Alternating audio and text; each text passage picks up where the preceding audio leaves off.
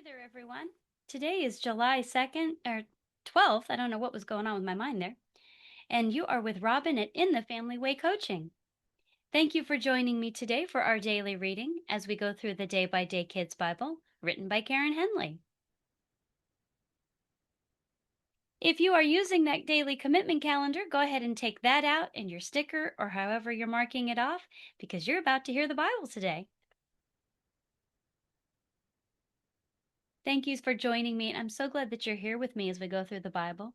We are going to be going into the book of Job today, starting with chapter 1, and we will be reading the book of Job for the next 5 days after today. So for 6 days, we will be reading the book of Job. So you may be wondering, why are we reading the book of Job now? Did it happen now? And the answer to that question is no. Job did not occur in time at this point, but we do know that it was potentially written down at about this time.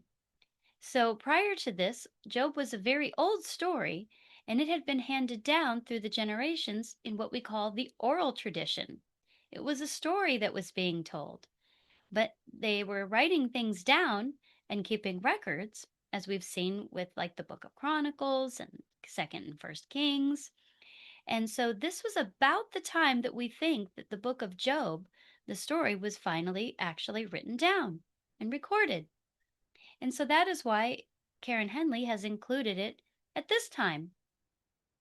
But most scholars do agree that it is potentially the oldest story that occurred. So it's possible that this occurred before even Abraham. But we don't know for sure exactly.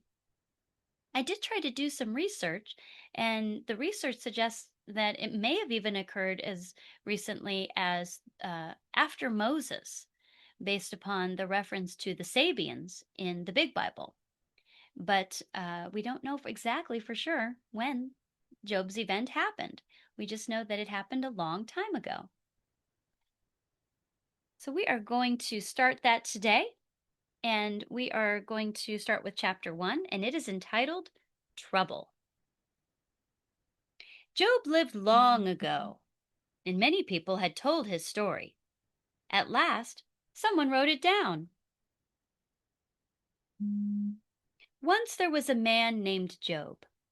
He lived in the land of Uz, and he did what was good and right. He obeyed God and stayed away from sin, and no one could blame him for doing wrong.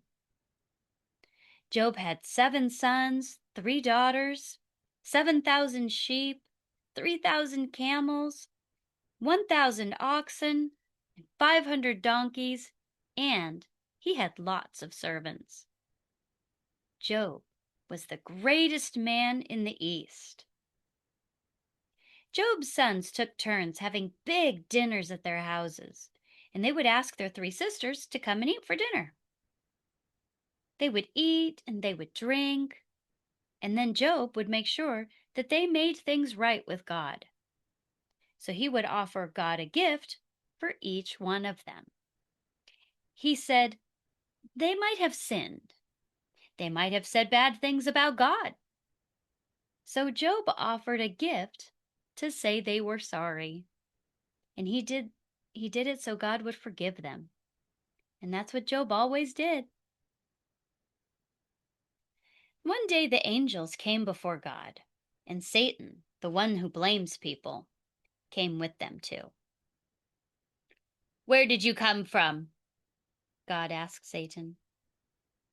I have been going here and there on the earth, said Satan. Did you ever think about Job? Asked God. Nobody else in the world is like him. He does what is right and good. Nobody can blame him for doing anything wrong. He obeys me and stays away from sin. Do you think he obeys you for nothing? Asked Satan. You're keeping him safe. You keep everything he owns safe. You send good things to him. His sheep and cows are all over the land. Send him bad times. Then he will say bad things about you. All right, said God. You can do what you want with whatever he has, but do not touch Job." Then Satan left. And one day Job's sons and daughters were having dinner together. They were at the oldest brother's house. A man ran to Job with a message. He said, "The oxen were working in the field, and the donkeys were eating grass nearby. But robbers came and took them. They killed all your servants, and I am the only one who got away." This man had hardly stopped talking when another man came in and said, "Fire came from the sky. It burned up the sheep and the servants, and I am the only one who got away." This man had hardly stopped talking when another man came. "Robbers came and took your camels," he said. "They killed all your servants, and I am the only one who got away." This man also had hardly stopped talking when another man came in, and he said, "Your sons and daughters were having dinner, and all of a sudden a strong wind blew in. It came from the desert. It hit all four corners of the house. The house fell on top of them, and they all died. I'm the only one who got away." Job got up. He tore his clothes that he was wearing, and he cut off all of his hair. He put his face to the ground, and he worshiped God. Job said, "I had nothing when I was born, and I will have nothing when I die. God gave me what I had, and he took it away. Praise God's name." Chapter 2. 3 Friends. One day the angels came before God again, and Satan came with them. "Where did you come from?" asked God. "I've been going here and there on the earth," said Satan. "Did you think about Job?" asked God. "There is no one in the world like him. He does what is right and good. He obeys me and stays away from sin. You talked me into letting him have hard times, and there is no good reason for it. But Job is still good."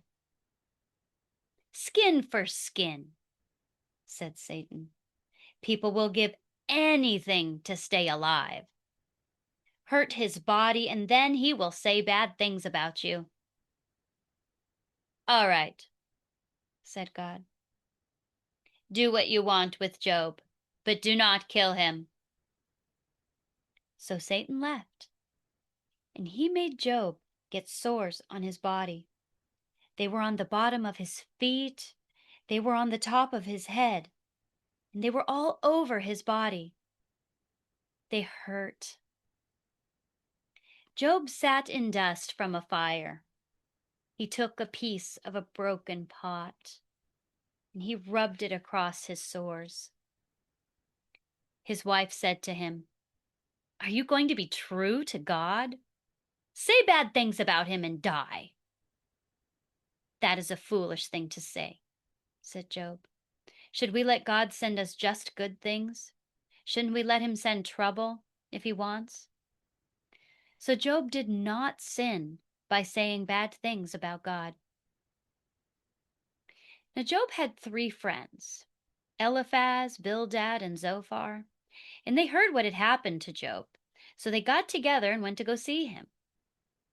The friends saw Job when they were still far away, but they could hardly tell it was Job.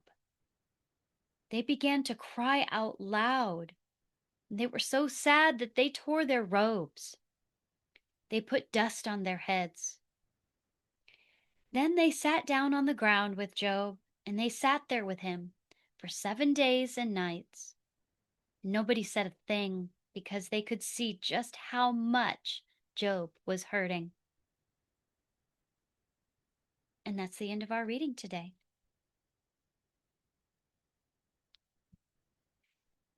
So we see that Job is having to go through a lot And one of the things that I want to be sure that I mention is that as we've been seeing throughout our reading, is that God can use everything for good. And Job was going through hard times at the suggestion of Satan, who is our adversary. He is our accuser. He will accuse. And God works everything to good. So we will see at the end that God eventually restores Job's belongings and like that, and even gives him additional family. But as he's in the beginning part of this, he's experiencing everything being taken away from him. It can be very difficult to see and know that he hadn't done anything wrong, and yet he was still having to go through hard times. And it can be very difficult when we ourselves go through hard times, and we may wonder, am I simply being tested?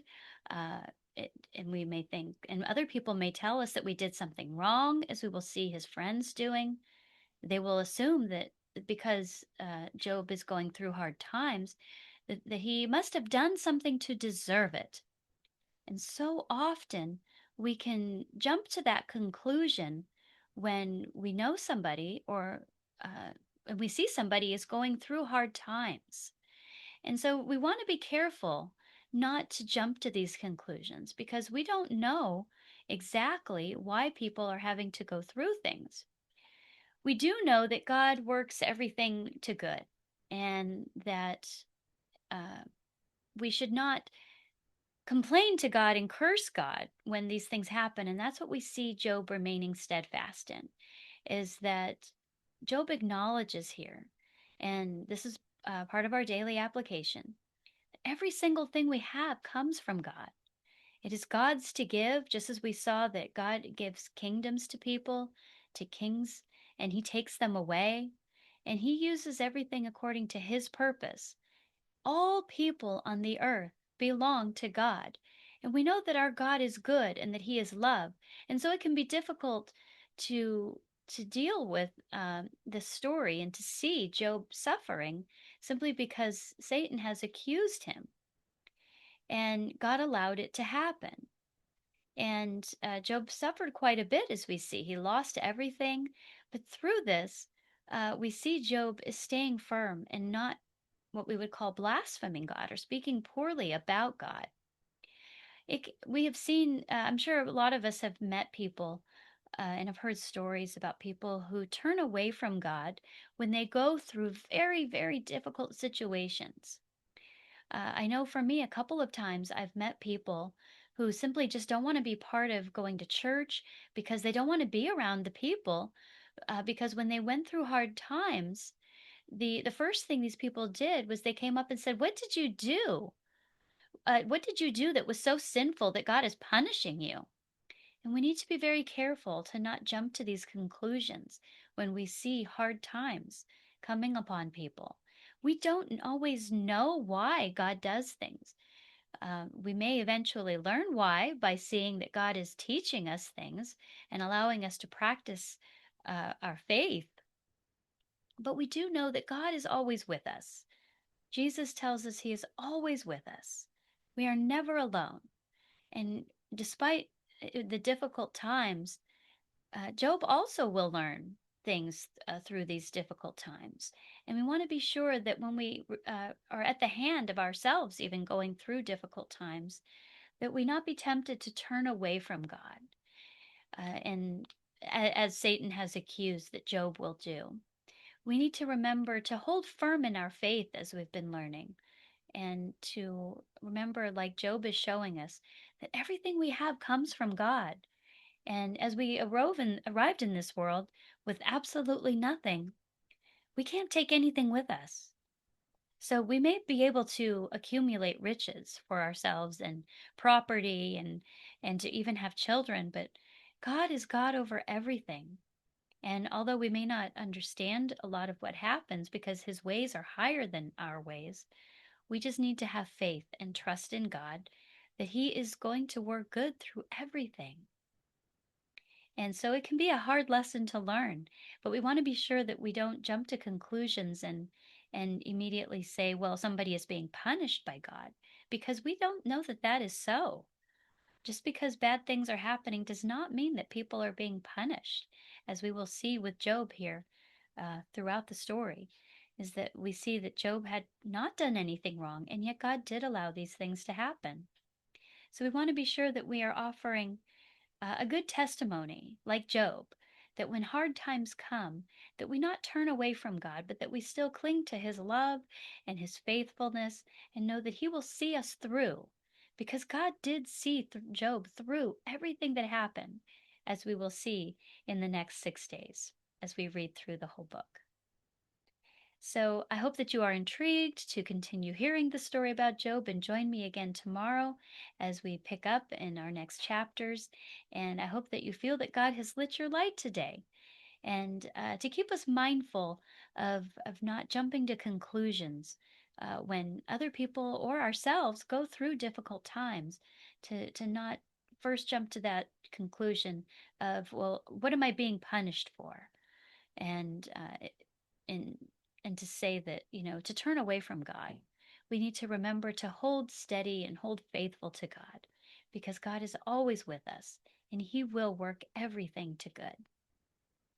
So thank you for joining me today. I hope you have a fantastic rest of your day, and I will be here for everyone again tomorrow.